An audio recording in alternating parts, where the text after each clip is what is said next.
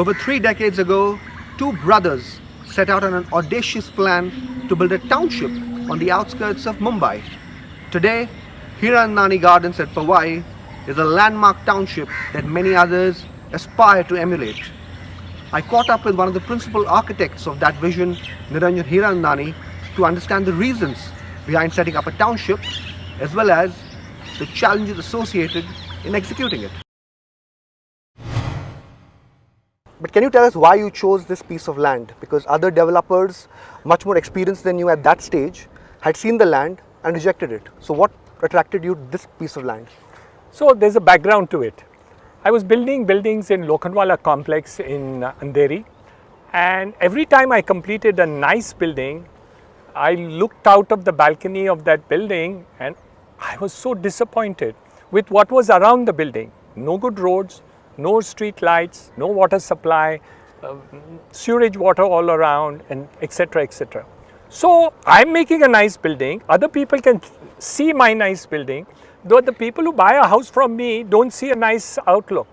So I realized that I needed to create an atmosphere where you not only made the building that you were selling, but also everything around it. So I needed a large piece of land.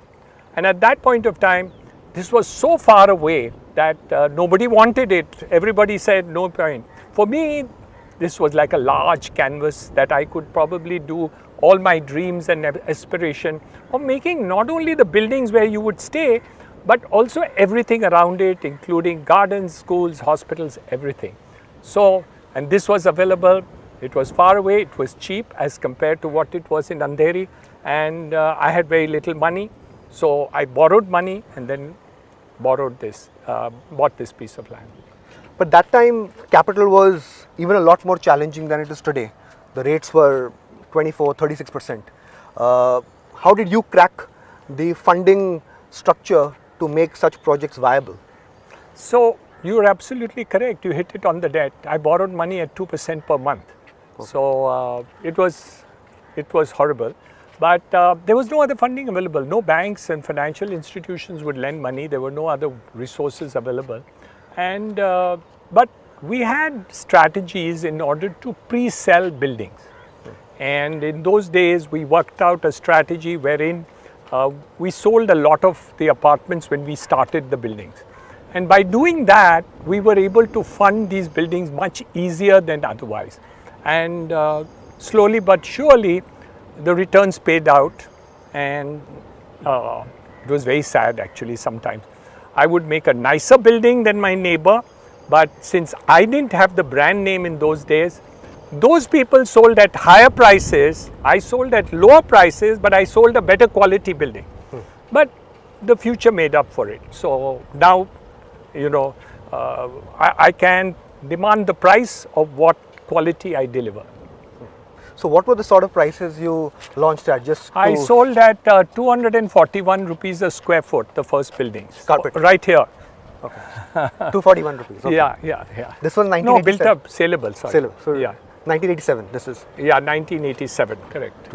And I think till the mid-90s, the rate had not jumped substantially. It was after mid-90s it picked up.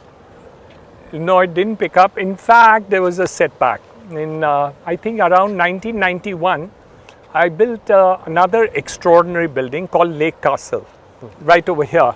You can't see it, it's just behind one of these buildings over here. And beautiful building. It won an international award for architecture, and I was selling it at 850 rupees a foot. And it took me 2.5 years to get customers for that building. And today it's reselling at 35,000 rupees a square foot. If I had kept 5 apartments for myself at that time, which foolishly I didn't, I would have made more money in that 5 apartments than the 200 apartments which I sold. So when you just look at this wide expanse of land, you've of course succeeded in a fabulous way in the overall scheme of things. Was there ever a point where many people who said your project was crazy, you started thinking the same, where have I got myself into? Did you ever think that? No. My dream was very clear. My end objective was clear. Actually, I didn't even tell my own family as to how much money I'm going to pay for the whole plot. They also thought that I had bought a smaller plot than actually I had bought. Okay. So I had to do several documentation so that I could disclose to them, piece by piece of the area that I had bought. Because it was quite crazy buying 250 acres of land. I mean, nobody did it in those days. And for me, it was an aspiration and a dream. So my objectives were very clear. Of course, everything changed over a period of years as to what composition of buildings, composition of commercial, retail, hospitals, schools and everything got developed. Those changed every time. The sizes of buildings, flats, apartments, all those changed. But the concept of creating a township which is complete and beautiful. Let me tell you, I was born in Malabar Hill. My father was a very, very eminent doctor and we lived all our lives there. I studied in Campion School. My father was a doctor going to Breach Candy, Bombay Hospital, Just Lok and all those hospitals and having a very, very big name. When I was making this, it came to my mind that this place, Powai, should be better than Malabar Hill. And so everything that I made in Powai has to be with the mindset that it should be better than any building in Malabar Hill or my school in Campion or my hospital Breach Candy. This has to benchmark with that. Not in terms of competition, but in terms of having an aspiration that, this is what I want to do. While people said, oh, your extended suburbs, why do you need to make a beautiful building there? So the idea was not that. I said, whatever we create should be looking beautiful. And of course, we lost money in the beginning because people didn't believe that we would make what we wanted to make, even when we told them, but that's okay, that's history. So you mentioned about your experience with the school. It should be Campion, it should be as good as the Campion School of South Bombay at Colaba. When you tried to get these institutions, schools, hospitals, what was the reaction like? Nobody believed me and they said, I think they thought I was mad. How can you get a school as good as Campion in Powai? How can you get a hospital like Breach Candy or Just Lok or something in Powai? And for me, that was the objective.